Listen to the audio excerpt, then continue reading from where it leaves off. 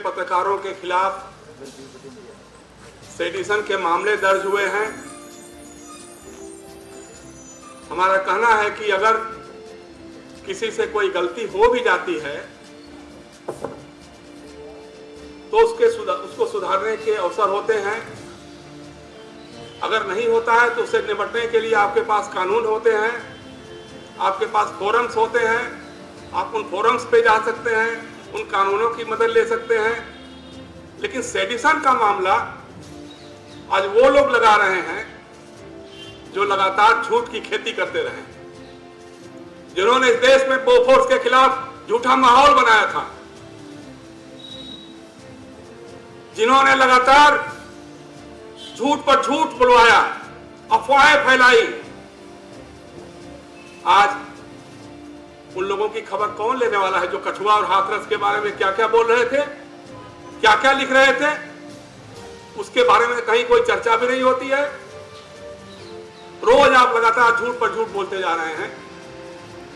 हम ये कहना चाहते हैं कि हम तो जो भौं-भौं करने वाले लोग हैं ना, उनके खिलाफ भी अगर सेडिशन का मामला लगेगा तो हम उसका भी विरोध करेंगे। लेकिन मैं कहना चाहता हूं साथियों कि इस मामले को आप अलग अलग करके मत देखिएगा।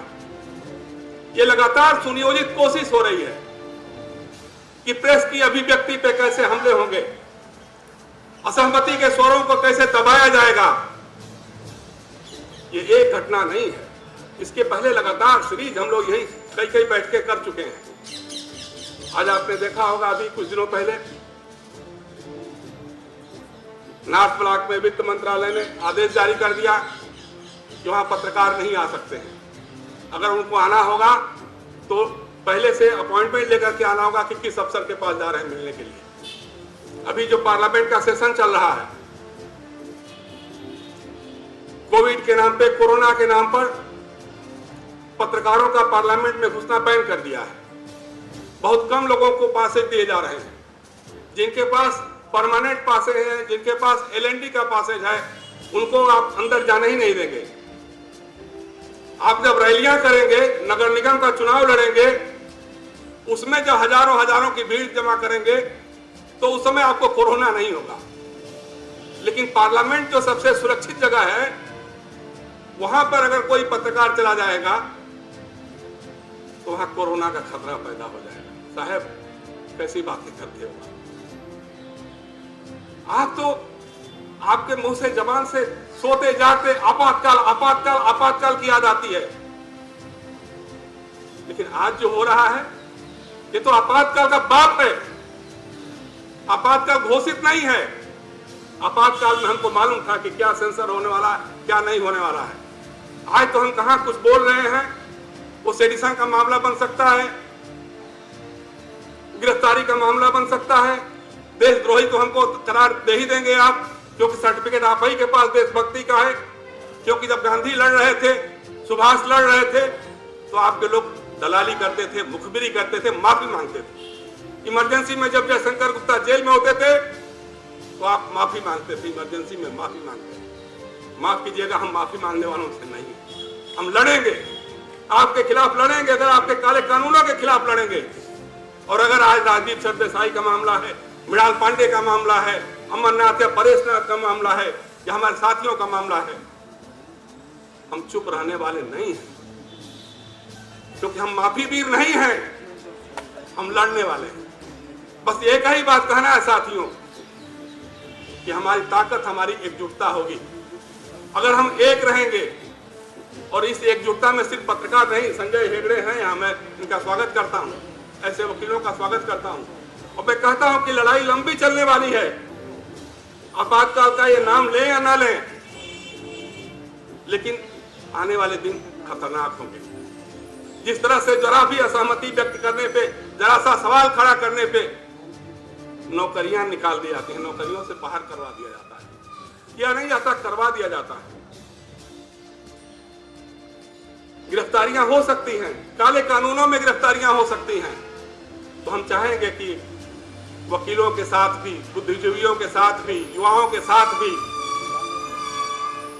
पत्रकारों की एक एकजुटता बननी चाहिए, ताकि कभी कोई बात हो तो आज की तारीख में बहुत सारे पत्रकार लड़ नहीं सकते हैं, उस ढंग से नहीं लड़ सकते हैं, लेकिन उनकी लड़ाई को संजय हेगड़े जैसे लोग या और भारी हमारे जो वकील लोग हैं, जिनको लगता है कि इस देश में जमहूरियत की जरूरत है, लोकतंत्र की जरूरत है, अभिव्यक्ति की स्वतंत्रता बनी रहने की जरूरत है, अगर वो सोचते हैं, ऐसे तमाम सोचने वाले लोगों को एकजुट होना पड़ेगा, एक प्लेटफॉर्म पर आना पड़ेगा। और मैं तो कहना चाहता हूं अपने उन मित्रों के साथ जो लगातार भक्ति राग गा रहे हैं, जो पत्रकारिता के चारण काल का ढोलक बजा रहे हैं। रघुवीर सहाय ने एक बार कहा था, वे और नहीं होंगे जो मारे जाएंगे। माफ कीजिएगा, आप वहां बैठ करके जो आप दलाली कर रहे हो, जो भाव भाव कर रहे हो, आने वाले दिन आपके लिए भी उतने ही खतरनाक होंगे, क्योंकि आपके नाक से मुंह से भी अगर छींक निकल जाएगी ना, तो जो फासिस्ट है उसको भी बर्दाश्त नहीं करेगा। ये याद रखना, क्योंकि 90% मामलों में आप भक्ति करोगे, कहीं किसी बात पे कहीं निकल गया, घर परिवार में अपने दोस्तों के बीच में भी बोल रहे होगे, सरकार के खिलाफ कुछ बोल दोगे, कहीं से बात पहुंच जाएगी तो आप भी सेडिशन के आरोप में ही जाओगे। इसलिए मैं कहना चाहता हूं, इस लड़ाई में प्रेस एसोसिएशन पूरी तरह से साथ है। Press club, IWPC, IJU, DUJ, तमाम जन संगठन जितने भी यूनियंस हैं, उन सब मिलकर के हम लोग बैठने वाले नहीं हैं। जरूरत पड़ेगी मोदी जी, अमित शाह जी, तो हम तिहाड़ का रास्ता भी देखने वाले हैं। धन्यवाद। अगर कोई पत्रकार किसी पॉलिटिशियन का मित्र है या किसी सरकार के बहुत करीब है, तो ये उसके पर्सनली उसके लिए बहुत अच्छा नहीं माना जाता। हम लोग निंदक होते हैं, हम लोग आपके आलोचक होते हैं, और हमारा काम आपको आईना दिखाना होता है।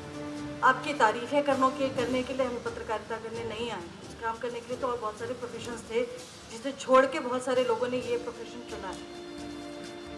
मैं CPJ का डाटा देख रही थी, Egypt, Turkey, China, Saudi Arabia, यहाँ सबसे ज़्यादा जर्नलिस्टों को जेल की जाती है, और मुझे लगता है कि अब भारत उस लिस्ट में बहुत जल्दी शामिल हो जाएगा। जिस तरह से UAPA और सेडिशन चार्जेस हमारे पत्रकारों पर लग रहा है, सेडिशन का तो महत्व ही ख़त्म कर दिया है, मतलब उसको तो वैसे भी निरस्त कर देना चाहिए उस कानून को। पर इतना बड़ा जो सेडिशन का जो चार्ज है, देशद्रोह का चार्ज है, अगर वो एक छोटे से ट्वीट से या किसी आर्टिकल से अगर इस पर लगाया जा सकता है, तो इस पूरी मतलब आप पूरी जस्टिस सिस्टम का मौकरी उड़ाते हैं, आप पूरे कानून को मिसयूज़ करते हैं। और सरकार जब कानून का मिसयूज़ करती है तो ये उसे शोभा नहीं देती। लोग अगर मिसयूज़ करते हैं तो उसके लिए प्रावधान होते हैं, पर अगर खुद सरकार के लोग ही उन कानूनों को और जो लगाते हैं पुलिस ऑफिसर्स, मुझे लगता है कि IPC उन्हें भी पढ़ाया जाता है, उन्हें भी पूरा CRPC पढ़ाया जाता है कि किन किन सर्कमस्टेंसेस में कौन कौन से सेक्शंस लागू होते हैं। आप एक FIR कराने जाइए तो आपको अच्छे से कानून पढ़ा देंगे कि ये नहीं लगेगा, लेकिन जर्नलिस्टों पे आजकल के दौर में तुरंत कोई ना कोई सेक्शन ठोकने में 1 मिनट नहीं लगता। तो क्या अगर एक ट्वीट होता है या कोई आर्टिकल लिखते हैं और कोई क्रिटिसिज्म होता है, तो क्या आप उस पर सेडिशन चार्ज लगाएंगे? आप सरकार के पास ही अपने फोरम्स हैं, आप प्रेस एसोसिएशन में जाइए, आप प्रेस काउंसिल में जाइए, आप जर्नलिस्ट की शिकायत करिए, आपके पास 1000 प्रावधान है। पर इस पर तो कोई भी सड़क का आदमी आएगा और कोई भी कंप्लेन कर देगा और आप सेडिशन जैसा चार्ज लगा देंगे। मतलब ये तो हंसी आती है ऐसे लोगों पे, ऐसे कानून के नुमाइंदों पे जो ऐसे चार्जेस लगाते हैं। मतलब ये लगातार ही हम पैटर्न देख रहे हैं कि आप मैं कल एक फिल्म देख रही थी, ट्रायल ऑफ शिकागो 7, उसमें था we were the chosen one. मतलब आपने आइडेंटिफाई कर रखा था कि इन लोगों को पहले मौके में ही हम कुछ गलती करें और हम इन्हें टांग दें। मृणाल पांडे, राजदीप, ये सब पद्मश्री अवार्ड विनर्स हैं जिनका सरकारों ने सम्मान किया। मतलब आपको सोचना भी चाहिए कि आप क्या आरोप लगा रहे हैं ऐसे लोगों को। इंस्टीट्यूट्स ऑफ जर्नलिज्म है लोग, कुछ भी है आप, मतलब अगर हम आपकी तारीफ नहीं कर रहे हैं, हम आपकी प्रशंसा का पुल नहीं बांध रहे हैं, तो हम आपके लिए बुरे हैं। ठीक है, हम बुरे हैं, लेकिन आप हम पे सेडिशन लगा देंगे। ये तो थोड़ा खुद के सोचने की बात है कि आज सरकार को भी अपने गिरेबान में झांकना चाहिए कि कहाँ गलतियाँ कर रहे हैं। अभी रिसेंटली मैं पढ़ रही थी कि यूपी में किसी बच्चे पे किसी जर्नलिस्ट ने लिखा कि बच्चे ठंड में ठिठुर रहे थे, उन 2 पत्रकारों पे आप इतने सीरियस UAPA लगा देते। मतलब मजाक बना दिया आपने, तो पूरे लॉक सिस्टम का ही मजाक बना दिया। और किस तरह से कोर्ट्स इनको अलाउ करते हैं कि आप किन सर्कमस्टेंसेस में सेडिशन चार्जेस लगाएं, वो एक मुझे लगता है एक सिस्टम होना चाहिए कि आप कहाँ कहाँ क्या लगा सकते हैं। मुझे लगता है गवर्नमेंट को अपने ही सिस्टम पे भरोसा नहीं कि वो प्रेस काउंसिल में जाए और आप किसी भी पत्रकार की शिकायत करें, इसीलिए वो मिसयूज ऑफ लॉ करते हैं। मैं अभी एक बड़ा इंटरेस्टिंग चीज़ पढ़ रही थी और मुझे मालूम नहीं है किसका लिखा है। खास तो है हर कोई यहाँ पर, सारे तो असरदार नहीं, दिमाग तो है हर किसी के पास पर सारे तो समझदार नहीं, बेशक गुस्ताख है कुछ दिल यहाँ